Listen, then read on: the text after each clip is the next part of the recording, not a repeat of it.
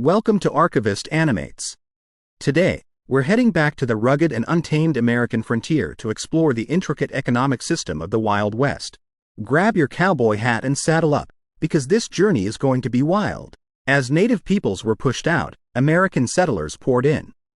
Aside from agriculture and the extraction of natural resources, such as timber and precious metals, two major industries fueled the new Western economy: ranching and railroads. Both developed in connection with each other and both shaped the collective American memory of the post-Civil War, Wild West. As one booster put it, the West is purely a railroad enterprise. No economic enterprise rivaled the railroads in scale, scope, or sheer impact. No other businesses had attracted such enormous sums of capital, and no other ventures ever received such lavish government subsidies. Business historian Alfred Chandler called the railroads the first modern business enterprise. By annihilating time and space, by connecting the vastness of the continent, the railroads transformed the United States and they made the American West. No railroad enterprise so captured the American imagination or federal support as the Transcontinental Railroad. The Transcontinental Railroad crossed western plains and mountains and linked the West Coast with the rail networks of the eastern United States. Constructed from the west by the Central Pacific and from the east by the Union Pacific, the two roads were linked in Utah in 1869 to great national fanfare.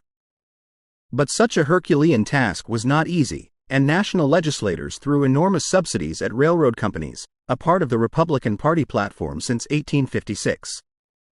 The 1862 Pacific Railroad Act gave bonds of between $16,000 and $48,000 for each mile of construction and provided vast land grants to railroad companies.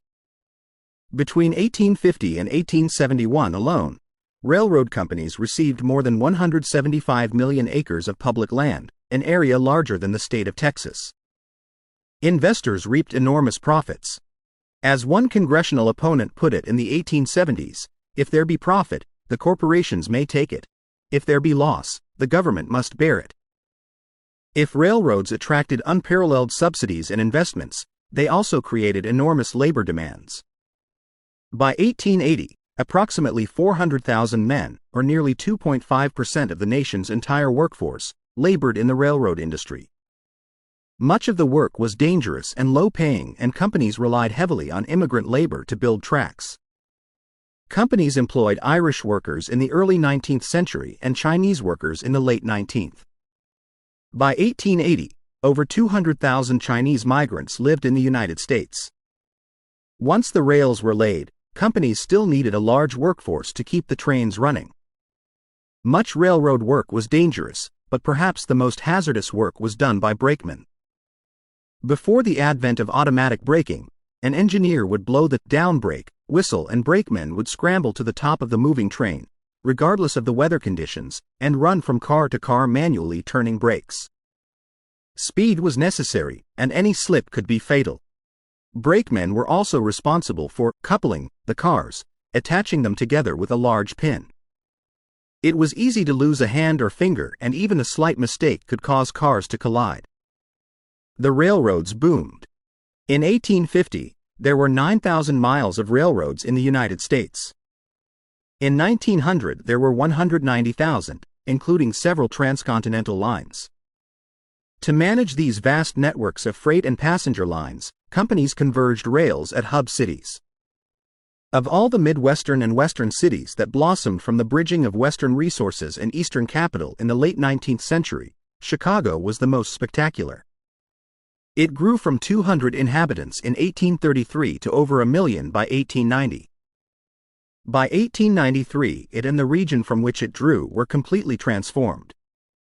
The World's Columbian Exposition that year trumpeted the city's progress and broader technological progress, with typical Gilded Age ostentation. A huge, gleaming, but temporary, white city was built in neoclassical style to house all the features of the fair and cater to the needs of the visitors who arrived from all over the world. Highlighted in the title of this World's Fair were the changes that had overtaken North America since Columbus made landfall 4 centuries earlier. Chicago became the most important Western hub and served as the gateway between the farm and ranch country of the Great Plains and Eastern markets.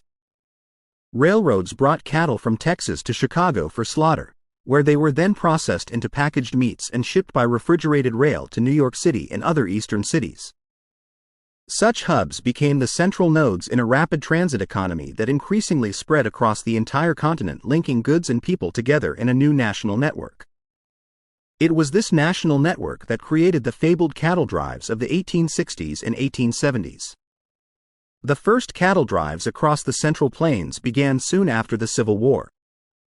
Railroads created the market for ranching, and because for the few years after the war that railroads connected eastern markets with important market hubs such as Chicago, but had yet to reach Texas ranchlands, ranchers began driving cattle north, out of the Lone Star State, to major railroad terminuses in Kansas, Missouri, and Nebraska.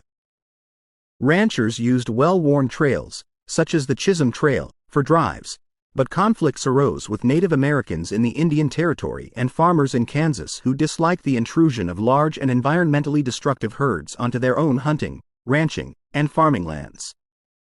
Other trails, such as the Western Trail, the Goodnight Loving Trail, and the Shawnee Trail, were therefore blazed. Cattle drives were difficult tasks for the motley crews of men who managed the herds.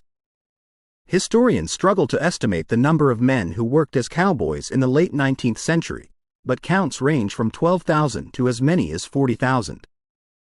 Most were young.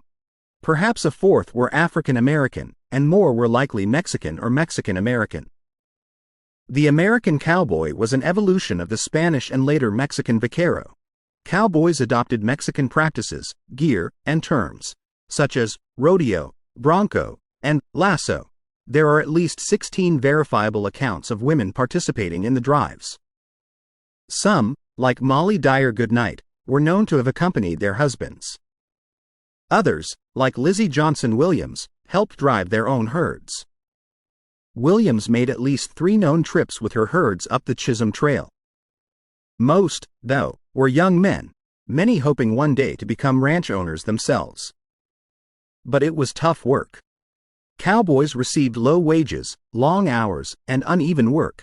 They faced extremes of heat, cold, and sometimes bouts of intense blowing dust, and they subsisted on limited diets with irregular supplies.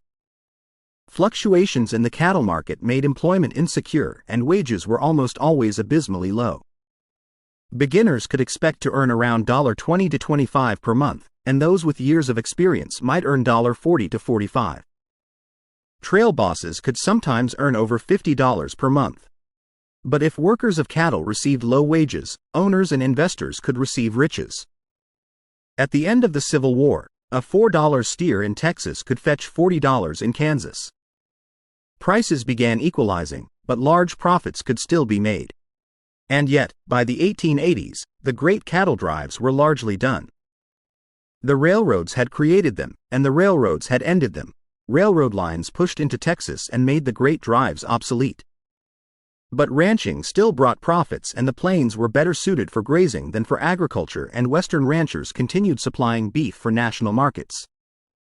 Ranching was just one of many Western industries that depended upon the railroads. By linking the plains with national markets and moving millions, the railroads made the modern American West. The Wild West was more than just gunfights and gold rushes. It was a complex and dynamic period where diverse economic systems converged, creating a unique and lasting impact on American history. Thanks for joining us on this journey through time. Don't forget to like, subscribe, and hit the bell icon for more animated explorations of history. Until next time, stay curious.